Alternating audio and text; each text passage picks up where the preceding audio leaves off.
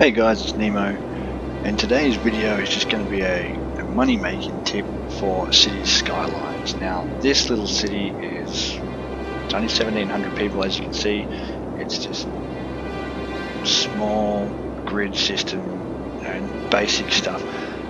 Nothing really that is going to be too fancy or really flash that will turn into a city later on.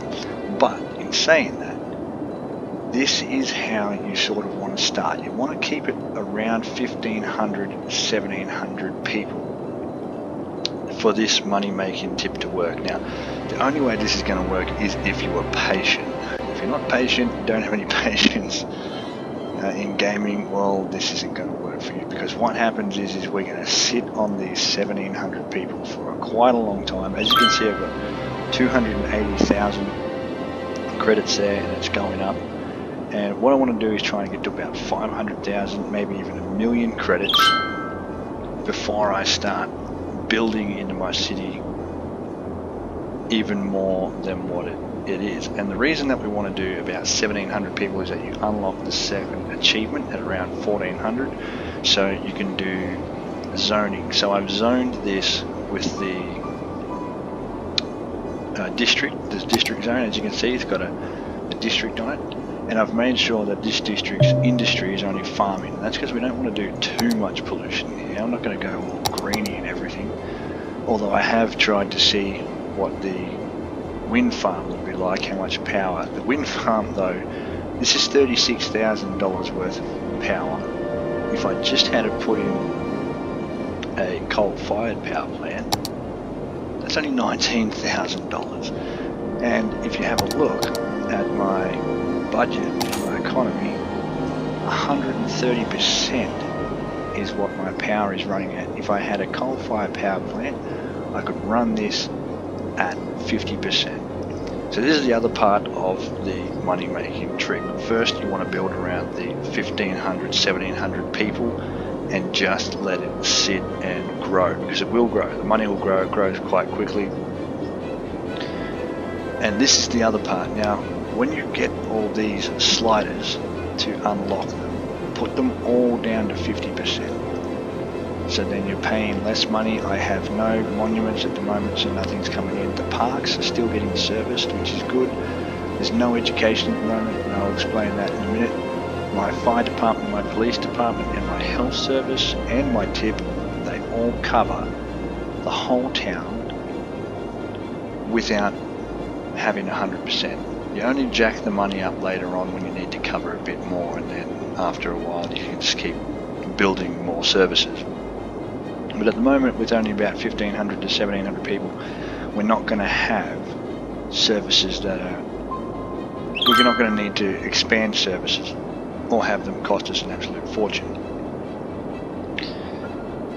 Same with water. So water has to go up a little bit depending on how many towers I started with, just because you've got sewerage and waterworks. So that can go up a little bit. These ones do cost you the most though, the power and the water. So it's probably better to build in the long run. It's better to build your coal-fired power plant than try and go with the wind farm. Wind farm doesn't really work that well. Taxes. Now, taxes at 12% for everybody. This is a really good threshold that people are willing to pay. As soon as you go over 12%, people start getting cranky and leave. And when we're trying to just sit on money and build it slowly the way we are, or quickly, because it does, as I said, it does grow quite quickly if you just let it sit for a while. You know, just like last night, I think I had 30,000 credits. I went and had dinner. It was about half an hour, and I come back and it was well over 100,000. So will work, but as I said, this is a very patient way of building the money. As I said, 12% is a good threshold. It allows you to get the maximum money that you can without losing people, and you can keep the 12% threshold throughout the entire game. The last city I built was over 100,000 people. I had well over 10 million credits by the time I decided to just delete that city, because I didn't think there was much else I could do with it. So now I've started again, building a new one along the river. River's really good because then you can build hydro plants, which for any of you greenies, it's nice, good, clean power. My ultimate goal for power is a nuclear power station, because they can power your entire city with just one. Really good, clean, effective energy. And it doesn't cost that much, which is good. So we haven't got a school, and the reason we haven't got a school is because school services cost a lot of money, and at the moment with only 1,500 people, your jobs are going to have mainly uneducated people. And if you have educated people when there's only jobs for uneducated people, none of your businesses are going to run properly, so you're not going to get enough money either. You want your fire station and your police station in, because they will cover the main services of the town. You want a health centre, because it's not going to cost you too much.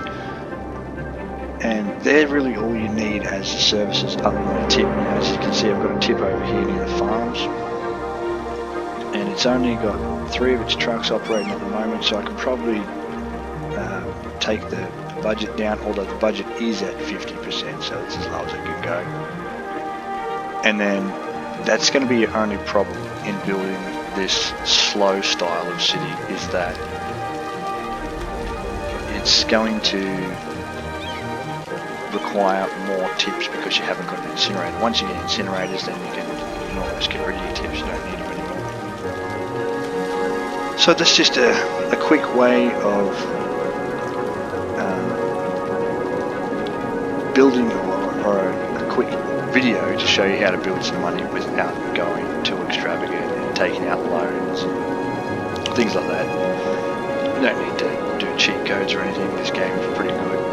There's also 4 free DLCs. I recommend that if you're playing this game, you go and download them, because they do add a little bit of life, a little bit of spice to the city, which is good. So once my budget here gets to around 500,000, maybe even $1 million, as I said, then I'll start really putting in some effort and start building a good looking city. At the moment, as I said, it's just a little grid system that looks a bit dirty, doesn't it?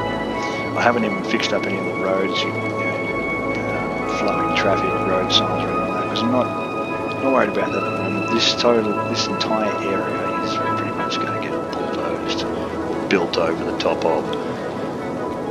Anyway guys, I hope that's a helpful little tip for making some money in Skylines. Thanks for joining me, and I'll catch you next time.